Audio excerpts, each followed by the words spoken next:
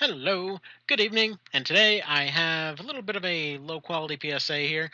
I know I never do this whole video thing. It's all weird and looks all strange. Let's go ahead and get right to it.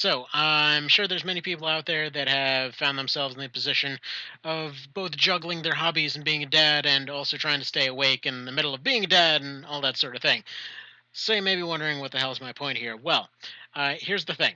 Uh, Way back when kind of when my first kiddo was being born, all that sort of thing, um, I found myself in the pretty constant position where, say, I would be up at night, would be trying to get her to go take a little bit of a, go back to sleep and all that sort of thing, and would constantly run into that issue of, I'm just falling right the hell asleep here. It's like friggin' 3 a.m. or something, and I don't know what I'm supposed to be doing to try and stay awake here. So, my go to at the time was, the good old humble PSP, as it were. I actually had quite a few of these. I gave a bunch of them away. They're pretty easy to, fix up and mod and all that sort of thing. But here's the thing, when you're trying to get a kid to sleep, it's not great. Loud, clacky buttons. That's the only downside on these things. Like they're very portable. They're very light. You can shove them in a diaper bag. You can shove them wherever. You can just have them on your nightstand. But batteries are kind of hit and miss on these things. Whenever you're trying to stay up in the middle of the night, you know, you're just looking at the screen and it's still a little bit tiny. I mean, this thing's like friggin' microscopic, and yeah, not the biggest thing. It's gonna be able to handle most things. Pretty easy to mod. Um, would easily recommend these if you're on the budgetest of budgets and want to do that. But either way, point being, not exactly the most ideal thing in that situation. So for a good while, I was thinking, okay, maybe something like this, good old 3DS here. My wife and I had these things, and it's a good device and all that. You can get these R4 chip things, which basically allow you to mod in a bunch of stuff that you probably wouldn't normally be able to use on these things. Very handy, but again, small screens that kind of look kind of hurt your eyes after a little bit, especially if you're tired and looking at them. And yes, I know this is an absurdly niche thing, but here's the thing: battery life on both these previous two devices not exactly fantastic. This thing itself is a little bit too bright. Like it'll just light up the entire room as you're actually trying to, not get murdered by your wife for being awake in the middle of the night and also letting your kid go to sleep. So, you know, kind of for that, not ideal for that niche, not getting murdered by your wife market. So you might be thinking, okay, if you're talking about emulators and things, you're talking about games, things you'll have on hand. What about phones? I mean, obviously, same thing with phones. You're going to have a screen that you don't want to be staring at too often, and you're just going to find yourself in a position where, you're hurting your eyes. What's my point on all this? Vitas. These things are just like a friggin' godsend. And, okay, you may be thinking, okay, friggin' thing's got a reputation for being expensive and crap. Wow, this thing, is it even come on? Oh, you know what? If I take this case off, it might show up a little bit better. But yeah, so yeah, you might be thinking, okay, weren't these things supposed to be expensive or whatever? And no, what? Surprisingly not. Like this one right here, if it'll ever decide to show up, like this is one of the slim model. Oh wow, that is some obscenely crap quality right there. Okay, but this is one of the slim models. I mean, if you know even the slightest thing about replacing parts on any kind of damaged electronics, you can probably find one of these where somebody has complained about the thumbsticks. Just buy the thing for like $50 and usually just sell whatever it came with and basically get it for free. And that's exactly what I did with this one. That I ended up getting it for $60. Came with two games, and the guy legit just thought it was broken and busted and dead, and thought that he was scamming me on the thing. It's like, no, no, no, it's got no problems, and I can clearly see like one of the things isn't responding right. So I'm just like, okay, yeah, no, sure, I believe you. So I went ahead and just accepted it, sold those two games off for like a $10 profit off the whole thing, and then just basically had this thing for free because he thought it was busted. So now you may be wondering, okay, fine, you can get them for cheap. Actually, you can get them on Amazon for pretty cheap too. Why on earth would this be what you're recommending? Well, first of all, like friggin' gigantic screen here, right? Like these, the screens on these things are pretty darn huge, all things considered.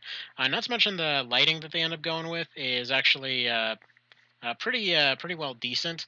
I don't know what it is that's different contrast wise or whatever else, but basically you can easily be up at friggin' 3 a.m. or whatever. And okay, I should take a step back and explain one more thing here. Why am I explaining this specifically as the ultimate dad device, right? So you got a kid represented by this stuffed cow. All right, got this kid. They're like over here, like okay, you burping the little guy or whatever. You know, say they're falling asleep on your shoulder. Okay, good. You're all well and good, but you've got like 30, 45 minutes where if you move, that kid's waking up and you are just basically in for a hell of a time. So, like, okay, this thing, first of all, exactly right size, perfectly fine right here. If they start moving, you just got your little trigger up here, push the thing, screen goes off, that's it. Assuming they're not moving, you just push it again, slight movement, open it up, no problem, right? Now, why is that a problem with phones? Phones, you got like this, you got your lock screen. You go back to the thing, you have to reopen your app. It probably closed out. You're probably going to have issues with the emulation or whatever else. It's going to be a pain, not to mention it's going to drain your battery. Not to mention if you end up having some emergency in the middle of the night, you don't want to have your phone left drained. Going for something like DS, 3DS, that kind of thing. This thing will be so friggin' bright you might have to actually put sunblock on your kid, so no. And, PSP, like I said, you're holding it right here. Friggin' clacky buttons right on the ear holes. You don't want that. So, not ideal. I mean, PSPs, I love these things to death, but still, not ideal. So, point being, Vitas, ultimate friggin' dad gaming device, like right here. Like these things, they still got the clacky buttons, but they're not nearly as clacky. And especially, they're dampened by, you may be able to tell what I have on this thing. So this is basically a really, really common like $1 case that they have on Wish of all things. Actually, I ended up buying this case and wound up selling the second one that it came with. Since for some reason they're always a 2-for-1 deal, it's like two for $1. So I ended up selling the other one for like $3 on eBay. I guess they just hadn't heard of Wish or something. I don't know. Anyway, point being, yeah. So this thing, it's like a sort of like a weird condom type situation you slap on your game system here, and yeah, like all the buttons still work. You basically have a little bit of rubber that goes around the top of the buttons here, ends up silencing them a fair ways. Not to mention the fact that it's this rubberized coating on it. This has actually helped me out far more times than I should care to admit. Just because, like, for example, day one of my first kid getting here, just first things first. There's some apple juice that's spilled on one of the hospital trays. Just like was immediately glad for this kind of case. It doesn't seem like it would do much. It has stuff on it, but just those few extra like couple seconds that it prevents from getting into any important stuff, and just the fact that it might pool into the rubber bits as opposed to anything actually important because this device is pretty flat by default, will usually be just enough of what you need to be able to save the device. Other than that, though, yeah, it's actually another thing I should mention. I don't know if this will come through correctly. Standard USB 2 for charging. This is specifically the slim ones. Uh, so basically, if you've got your phone charger, you don't need to carry around an extra charger for your game. That's another point that I would dock against the 3DS here because you have to have a dedicated charger for the thing, and just about any other game system, quite frankly.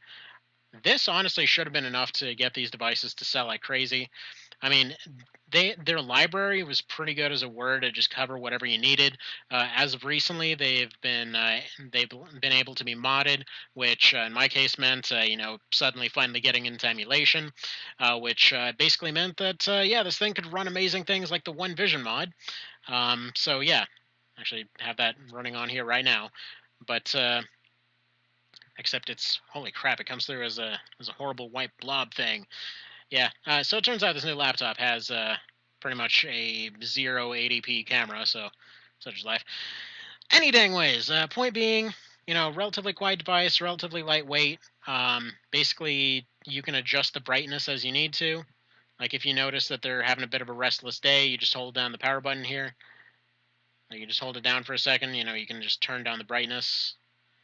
It just has like a little slider here for turning the brightness up and down. If if normally on a regular day you could just have the brightness up, I typically ended up playing it at about a 40% brightness, give or take. Um, but yeah, like just about anything you could ever possibly want would be available on it at this point. So, so yeah, it's completely open emulation and all that sort of thing. Um, Basically, the library itself was already pretty cheap and pretty dang good. And yeah, I feel this thing's gotten a little bit of a bad rep. So thought I'd throw this little PSA out there, see if anybody else had the same opinion on these wonderful things. Like I just this is everything I ever wanted in a gaming device, like just a handheld type of dealie. And again, you may be wondering, like, okay, phones, phone emulation and like phone games and everything else. That's what killed these things, and it's true. I mean, these guys should never have gone with a touchscreen gimmick. But here's the thing: phones, you can't just immediately go to your games. You usually have to turn your respective apps back on. From there, you also have yeah, you have the fact that phones tend to overheat. I've literally never once seen this thing overheating. Like even friggin' XCOM Enemy Unknown is on this, and it doesn't seem to overheat whatsoever. I mean, you're obviously going to have some loss in graphics quality going on to one of these things, going from a PC game, but like it just the sheer amount of stuff that it can do is it just makes me a little bit depressed that they couldn't get this thing to sell better. But again, that's why there's now a good used market out there. That's why there's a you know good emulation market out there. And yeah, I've got nothing but praise to say about this thing. So hopefully this was good for somebody here. And yeah, have a fantastic evening. Take care.